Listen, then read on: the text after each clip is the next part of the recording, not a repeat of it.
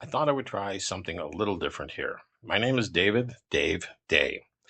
Ever since Daphne started senior kindergarten, she's now heading into grade 3, I've become the artist formerly known as David. To everyone at school, I am simply Daphne's dad, and I don't mind that. Who I truly am is David, the dad of a horse girl. When Daphne was younger, her mother and I attempted to get her into extracurricular activities. We asked if she wanted to play baseball, t-ball, soccer, take gymnastics.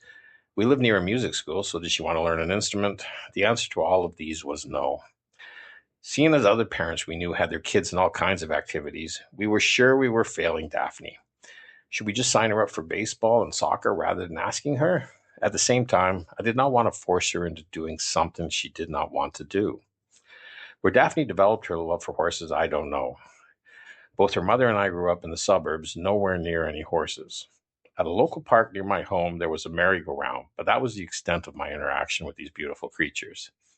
Daphne simply loves horses. Where she developed that doesn't matter. It simply exists and it is strong in that little one. It was towards the end of 2025 when I started asking Daphne again what she would like to do the following summer.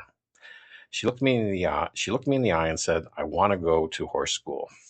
I knew what she meant. She wanted to take horseback riding lessons. Seeing as we live in a smaller community with farms all around us, this sounded feasible, and I told her we would find something when spring came about. She had also mentioned this to her mother, and her mother had a different idea. Daphne's mom started looking into riding schools around us, and before I knew it, we were taking our first lesson in December of 2025. It is not a good idea to start riding lessons in December. Oh man, it was cold. As you can see in some of the videos, we were riding in a covered arena, but with no heating and with it wide open to the elements on one side. The temperature was as low as minus 10 degrees at times, and it was cold. During this time, with weekly riding lessons, not once did Daphne complain. Not once did she not want to go to her lesson. She was focused and happy. Once we bought some of those heated boot warmers, she was even happier. Me, well, I was freezing part of my anatomy off, sometimes barely able to get the key in the car's door because my hands were so cold. So while it was a good idea not to start riding lessons in December, it also proved to us that this is something Daphne wants and loves. If it was a passing whim, she would have went to a couple of lessons, been uncomfortable because of the cold, and decided to stop. She did not. Actually, if she could spend every day at the farm where we ride, she would. For me, well, horses can be intimidating, or at least they were. You have no idea how big and powerful they are until you're around them. You also do not realize what beautiful creatures they are, how sweet they are. I have to admit, at first I was intimidated by them. Daphne wasn't, nor was her mother.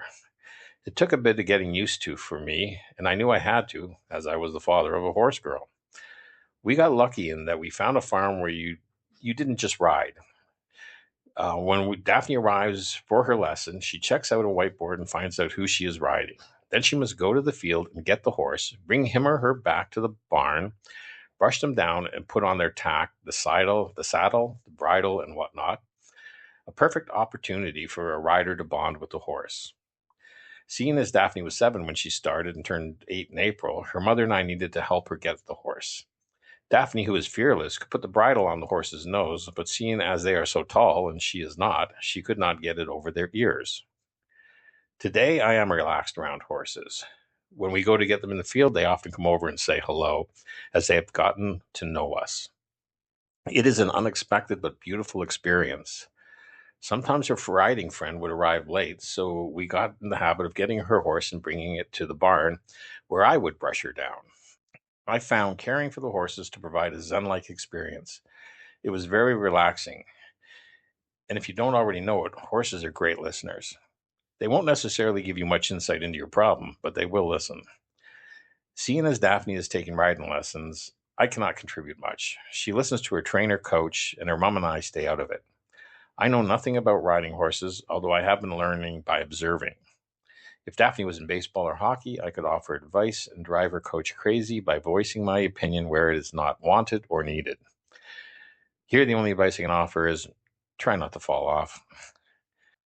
We trust in Daphne's coach trainer enough that we stay out of the way. Well, actually, sometimes when trotting around or cantering around the arena, one of the horses will simply go to the bathroom. My wife and I have gotten involved here as we will grab the rake and help clear the field so that they are not stepping in it. There is also a big bucket full of horse waste that's always there, available to place the waste. Oh, that is another thing. If your son or daughter is taking riding lessons and you are visiting a farm, farms have their own unique smell, something you need to get used to.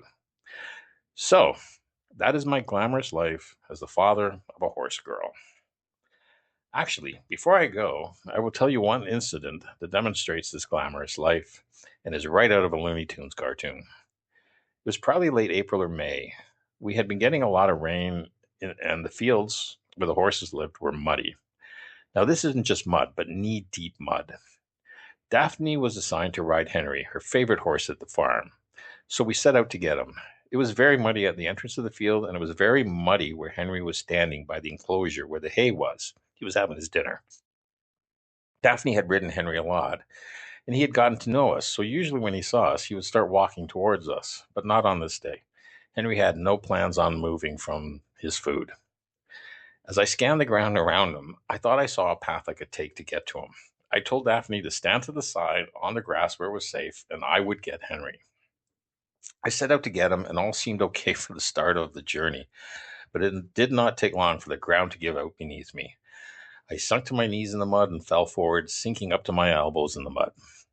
It was disgusting. I was covered in mud, or at least that was what I was telling myself. This is where the horses live, eat, and do their business.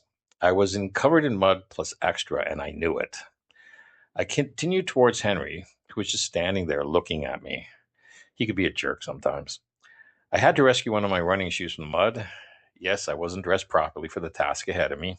It was insane and it was tiring. I was struggling to get through the mud. There was a point where I gave up on getting Henry, spotted dry ground near the fence to the field, and decided I just had to head for that. It was a struggle and took everything I had to get through the mud. When I got to the grass at the fence line, I was exhausted, covered in mud, horse poo poo, and exhausted. I wrapped my arms around the top rung of the fence and leaned against it. I forgot the fence was electrified. As I stood there jolting myself silly, all I could hear behind me was the sound of a little girl laughing her butt off. So that is my journey so far as the father of a horse girl. Daphne will soon be competing in her first horse riding competition, for which we are proud. And from time to time, when I pass by the horses, I swear I can hear them snickering, remembering, there goes that suburban fool who hugged the electric fence.